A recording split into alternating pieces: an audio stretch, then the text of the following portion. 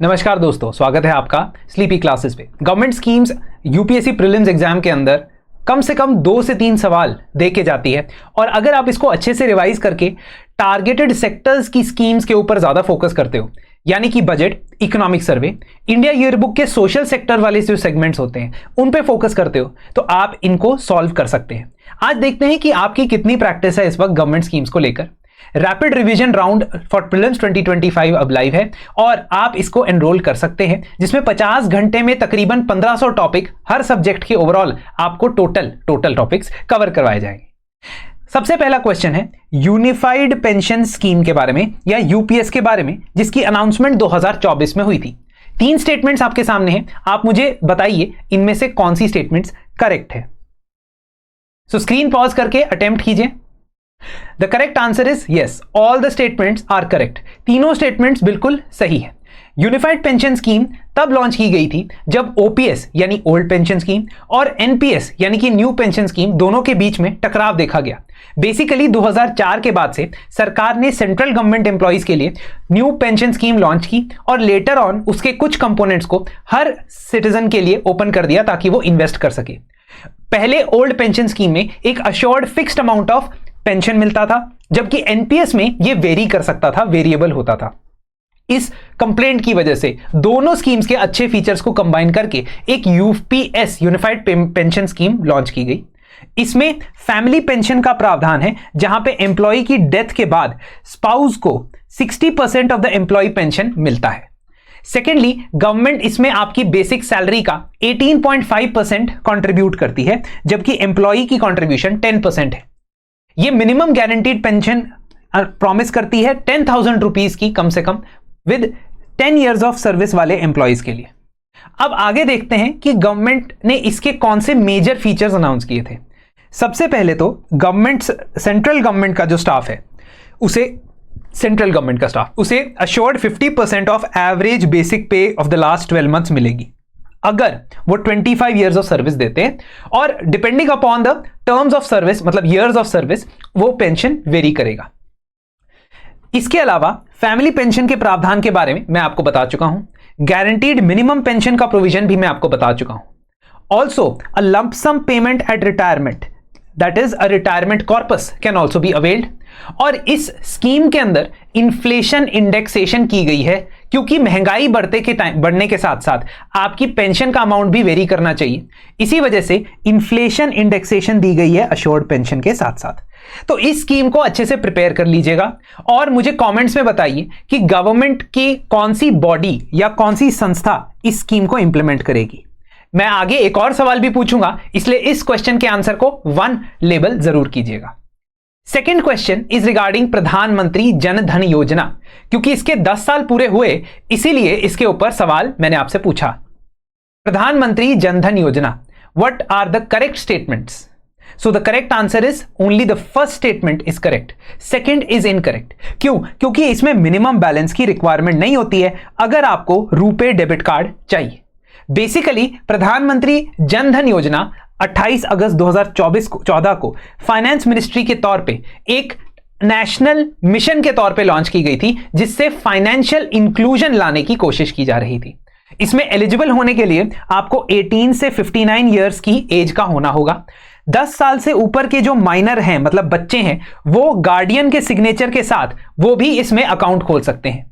Account की details आप bank branch पे जाके या बिजनेस कॉरेस्पॉन्डेंट के पास जाके दे सकते हैं, और इसमें आपको 0 बैलेंस मेंटेन करना है, मतलब मिनिमम बैलेंस कोई नहीं है। ऑल्दो अगर आपको चेकबुक चाहिए फिर आपको मिनिमम बैलेंस चाहिए होगा। तभी मैंने कहा कि कार्ड के लिए या रुपे डेबिट कार्ड के लिए आपको मिनिमम बैलेंस नहीं चाहिए, क्योंकि debit card is not any kind of lending activity. But chequebook अगर आपको चाहिए, ठीक है, या चेक काटना है, तो उसमें आपको मिनिमम बैलेंस मेंटेन करना पड़ेगा। इसके अलावा इस पर्टिकुलर स्कीम में ओवरड्राफ्ट की भी फैसिलिटी है। ओवरड्राफ्ट यानी अगर आपके अकाउंट में पैसा नहीं है तब भी आप एडिशनल पैसा at the end of the month withdraw कर सकते हो, जिसको आप अगर वापस कर देते हो सही समय पे तो 5,000 रुपए एडिशनल भी इसमें आपको मिल सकता है। साथ ही साथ जो फर्स्ट टाइम अकाउंट होल्डर्स हैं उनको इसमें लाइफ इंश्योरेंस 30,000 रुपीज का मिलेगा, accident insurance up to 2 lakh rupees तक का मिलेगा। इसी वजह से प्रधानमंत्री जन धन योजना बहुत ही रेलेवेंट स्कीम है, जिसने ऑलमोस्ट अपने सारे टारगेट्स पूरे कर लिए। 66% कवरेज इसकी रूरल और सेमी अर्बन एरियाज में है। 55% अकाउंट होल्डर्स जनधन योजना के अंदर महिलाएं हैं और 99.9% इनहैबिटेड विलेजेस को 5 किलोमीटर के अंदर बैंकिंग फैसिलिटी प्रोवाइड की गई है।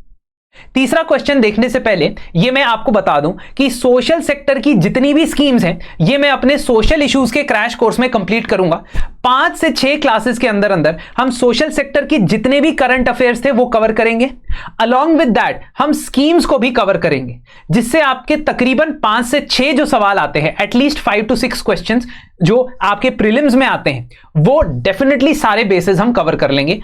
5 से 6 लेक्चर में अगर आप 12 से 14 नंबर अश्योर कर सकते हो तो ये एक आपके लिए बहुत ही अच्छी डील हो सकती है। वापस आते हैं क्वेश्चंस के ऊपर। तीसरा सवाल जो यूपीएससी जियो साइंटिस्ट के पेपर में 2025 के पेपर में पूछा गया, Purvodaya initiative under the union budget 2024-25 includes which of the following states. अब ये बजट के अंदर 2024-25 का बजट, मतलब पिछले साल के बजट में अनाउंस की गई स्कीम थी।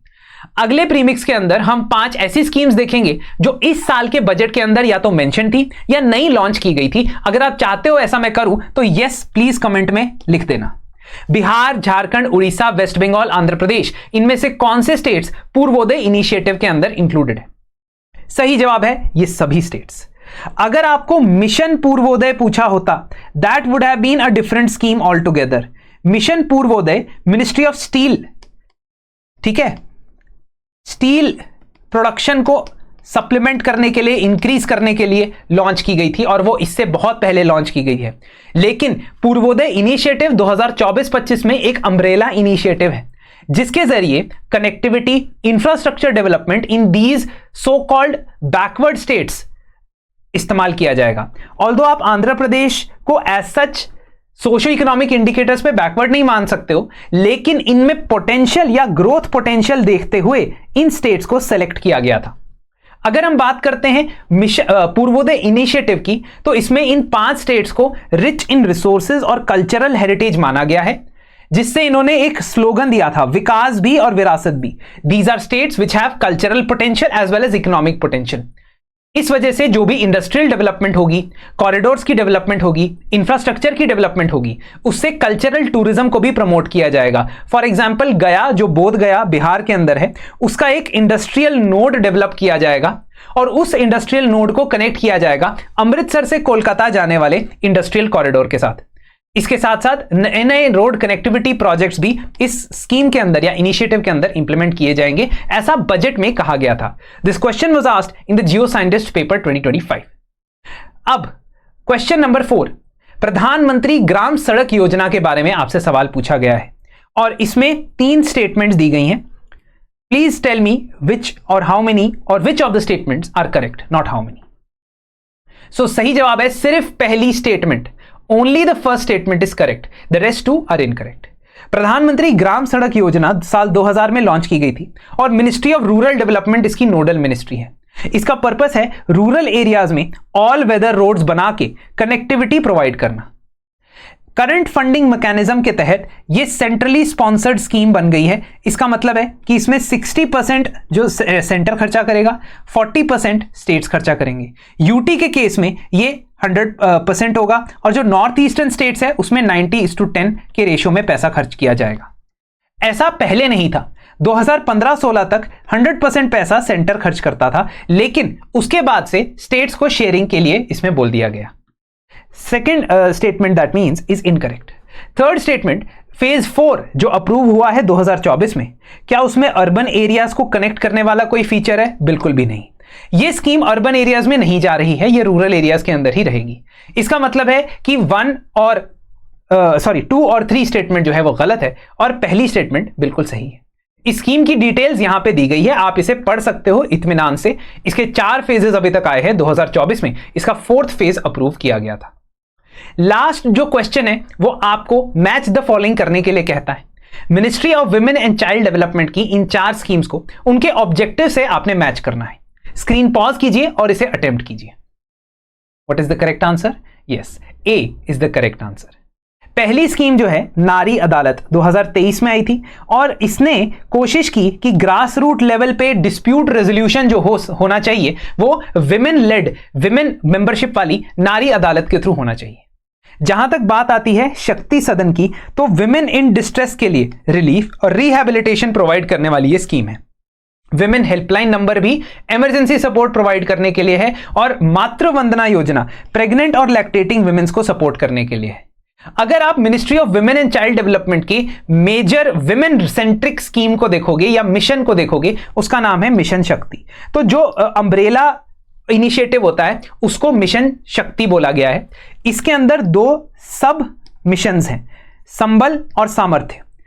संबल एंड सामर्थ्य में Sambal is for protection and security of women, ठीक है, and Samarthya is to empower the women, to help them become part of the economy, to help them become entrepreneurs, to help them offset any kind of economic loss that they have because of women pregnancy related or other issues।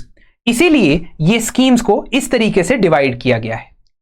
अब ये सारी schemes मैं बहुत detail में discuss करके पढ़ाता हूं अपने इनिशिएटिव सोशल इश्यूज के क्रैश कोर्स के अंदर, लेकिन अगर आपने इसको स्टडी करना है तो आप इजीली इस पीडीएफ से स्टडी कर सकते हो कि कैसे संबल के अंदर one stop centre, women helpline, Beti Bachao Beti Padhao और नारी अदालत को इंप्लीमेंट किया जाता है।